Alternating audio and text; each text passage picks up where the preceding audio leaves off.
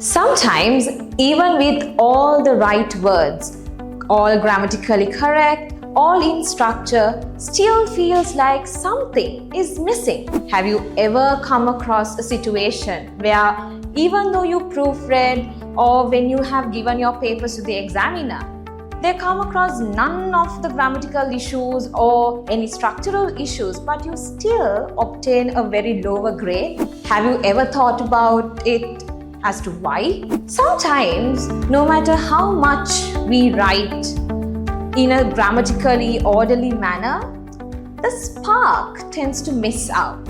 Any guesses as to what is this spark or what is this special quality that you need to include in your writing? That certain missing piece is called descriptive writing.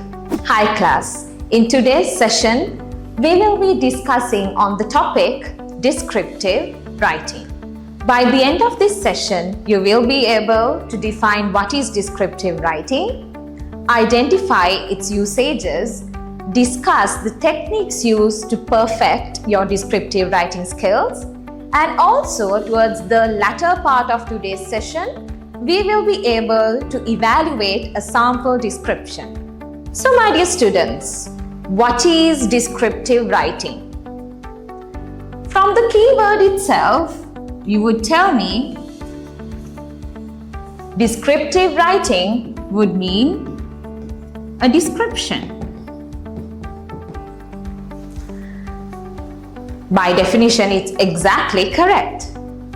But is it only limited to a description? Let's start off by reading the definition. Descriptive writing is all about bringing your subject to life, so readers can feel, see, and experience it vividly. Also, it's about choosing the right words, using creative comparisons, and also adding touches of imagery to paint a clear picture in your reader's mind. Talking about imagery, so my dear students, I believe at this certain point, you have learned about this specific literary technique. So shall we name them? How many imagery techniques have you all learned so far? 5? Great. So what are the 5 techniques? Shall we name them? Visual imagery, gustatory imagery, auditory imagery,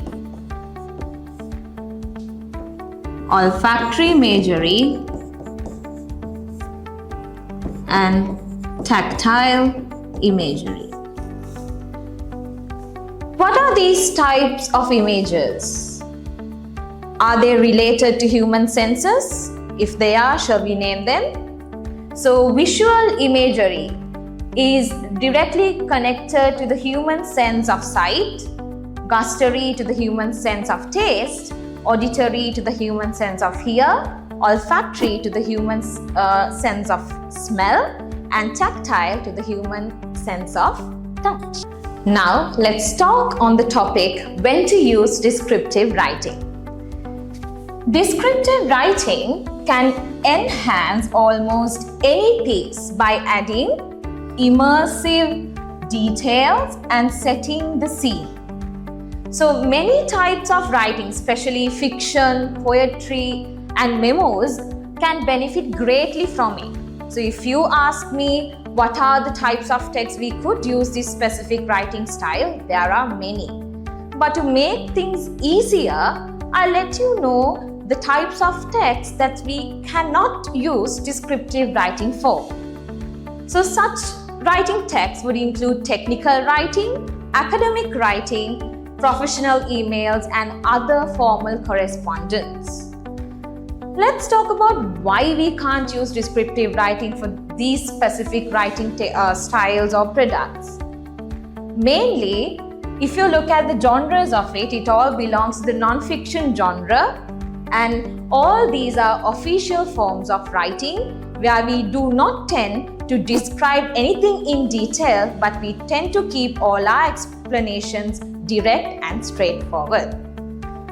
Also, we could use descriptive writing when you want your reader to feel as if they are experiencing your story firsthand. If you want to get your reader involved in your writing, one main or major role that descriptive writing plays is it helps your readers to involve in your writing and experience everything as if they are present at that specific event.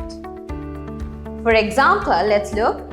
Instead of merely listing your new puppy's physical traits, descriptive writing lets you convey the joy and warmth you felt when you first held her. So the reader can feel Fluffy's tail wagging her gentle lips just as you did. So this style definitely helps you to create a very personalized bond with your readers, or in other words, your audience. Now let's talk about descriptive writing techniques.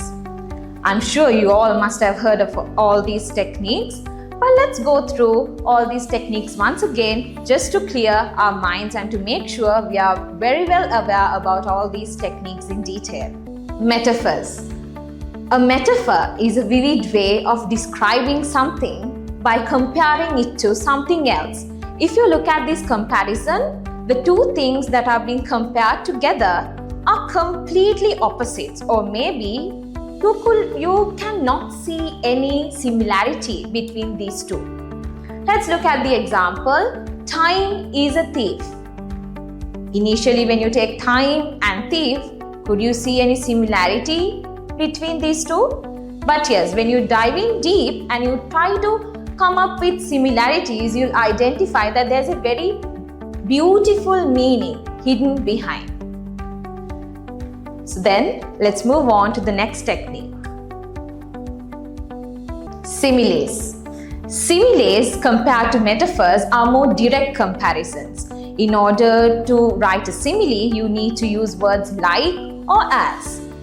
So my dear students, if you are to use a simile, here you are trying to give a very direct, clear comparison to your reader, right? By directly identifying or directly telling what kind of similarities are there into people or into objects in specific. Let's look at some examples. His laughter was as loud as thunder. So here, laughter is being described or compared to the sound of thunder, right? So when we write a simile, what happens?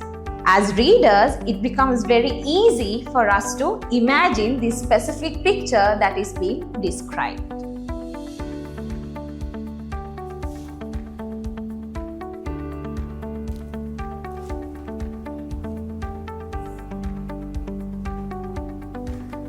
Sensory writing.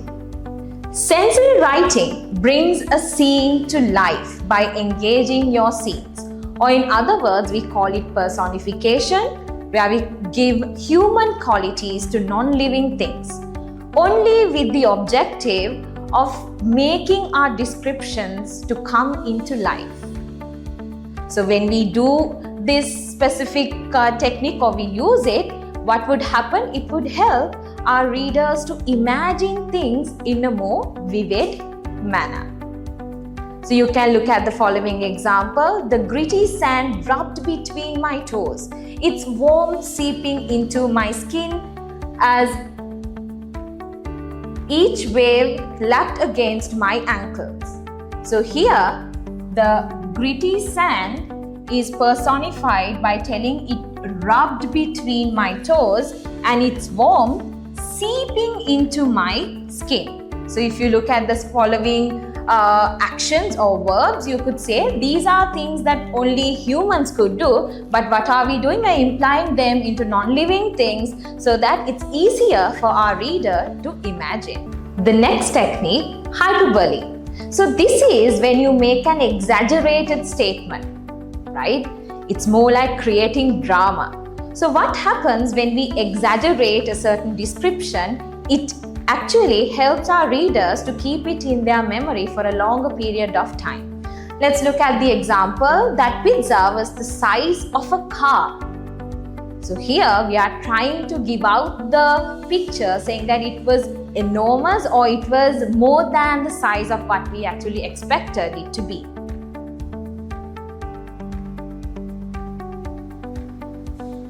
Personification. It's basically very similar to sensory writing, where we use the sensors, right?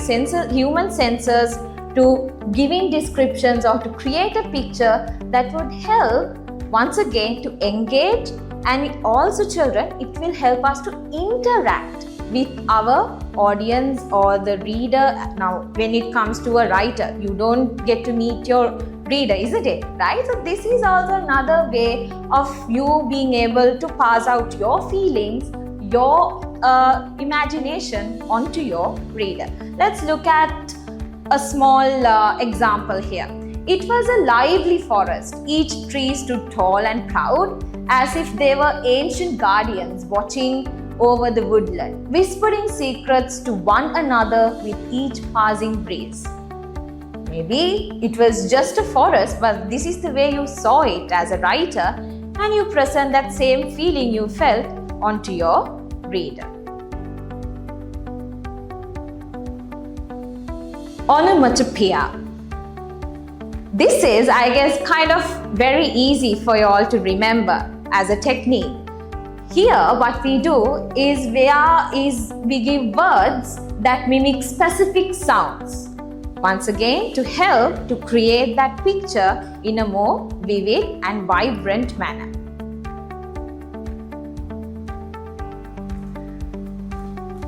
Lastly, let's look at this specific picture.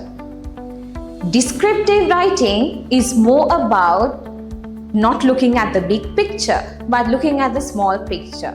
So I would advise to try to zoom into little details in a picture, and that would automatically bring the beauty of descriptive writing. So take a moment, look at this picture. What are the things you can see?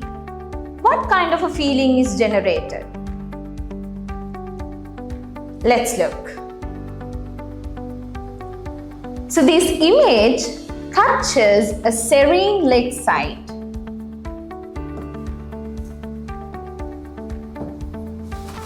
At dusk or dawn. A cluster of tall trees stands on a small island. Against the soft glowing sky, the sky is painted in gentle shades of pink, purple and blue, with clouds stretched across the long wispy formations that create a dreamy, almost ethereal effect. The water is calm, perfectly reflecting the trees, clouds and colors of the sky, enhancing the scenes of symmetry and peacefulness. There is a misty layer near the water surface, adding to the tranquil and slightly mystical atmosphere of the landscape. The surrounding hills and mountains in the background fade softly into the horizon, emphasizing depth and making the island the central focus of the composition. So before I wind up, the only advice that I want to give you about descriptive writing is you as a person is very creative and you have a very unique imagination. So descriptive writing is basically passing on your imagination onto your readers. So by this specific session, I believe you all learned what is descriptive writing, what are the techniques of descriptive writing, and also when and where we can use them. So with that, I'm going to wind up the session and have a great day ahead, and let's meet in the next class.